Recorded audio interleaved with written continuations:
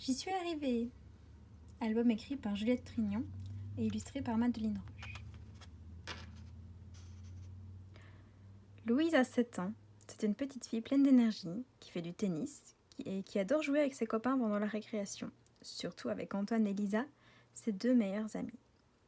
À l'école, elle apprend des tas de nouvelles choses chaque jour et elle adore ça. Aujourd'hui, nous sommes le 4 octobre. Cela fait déjà presque un mois que Louise est rentrée en 2e primaire.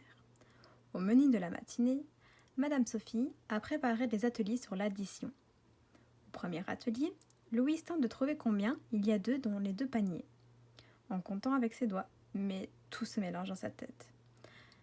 Avec l'aide de ses 3 autres camarades, elle trouve enfin la réponse. Ce n'était vraiment pas facile. Elle n'a plus trop envie de continuer.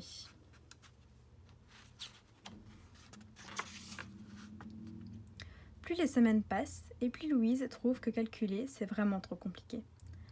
Elle a mal au ventre quand Madame Sophie annonce qu'ils vont s'entraîner à calculer. En plus, ses copains rigolent parfois d'elle quand elle se trompe de réponse. La dernière fois, ils se sont moqués d'elle parce qu'elle pensait qu'il était 9h du matin, alors que c'était la fin de la journée. Arthur a même dit « ce sont les bébés qui ne savent pas lire l'heure ». Mais quand Louise regarde l'horloge, toutes les aiguilles se ressemblent et elle les confond. Alors, elle attend impatiemment les récréations ou les cours qu'elle adore, comme le français et la géographie. D'ailleurs, elle connaît tous les pays de l'Europe et peut les replacer sur une carte. À la maison, elle a plein de livres sur lesquels elle se jette à peine rentrée de l'école. Ce mardi après-midi, Madame Sophie propose des défis de calcul. « Alors Louise, combien font 19 plus 6 ?» demande l'institutrice.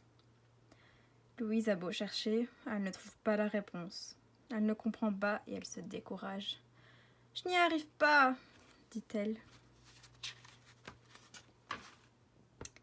Ce n'est pas la première fois que Madame Sophie remarque les difficultés de la petite fille. Ayant tenté de l'aider comme elle pouvait, mais voyant que cela ne changeait rien, l'institutrice décide d'en parler à ses parents. « Oui, nous avons remarqué aussi, » dit sa maman. « Elle nous dit qu'elle ne veut plus aller à l'école et qu'elle se sent nulle. » L'institutrice propose d'aller chez un médecin qui s'appelle un neuropédiatre pour passer des tests et comprendre le problème de Louise. Le médecin explique alors à la petite fille qu'elle est dyscalculique. « Dyscalculique ?» s'étonne-t-elle. « Ça veut dire quoi? C'est une maladie ?» « Non, Louise, on appelle cela un trouble de l'apprentissage. Cela veut dire que pour toi, c'est très difficile de compter, de calculer ou de réaliser des petits problèmes en mathématiques. Quand tu fais cela, c'est comme si tout se mélangeait dans ta tête. Mais il y a des solutions pour aller mieux. Ne t'inquiète pas, explique le médecin. Il va en discuter avec Madame Sophie pour que Louise se sente mieux en classe et puisse calculer plus facilement. Louise est enfin rassurée. L'institutrice, elle aussi, est rassurée. Elle sait enfin comment aider la petite fille. Le lundi suivant, Madame Sophie amène plein de nouveaux matériels pour Louise. Un abac, des réglettes et des jetons.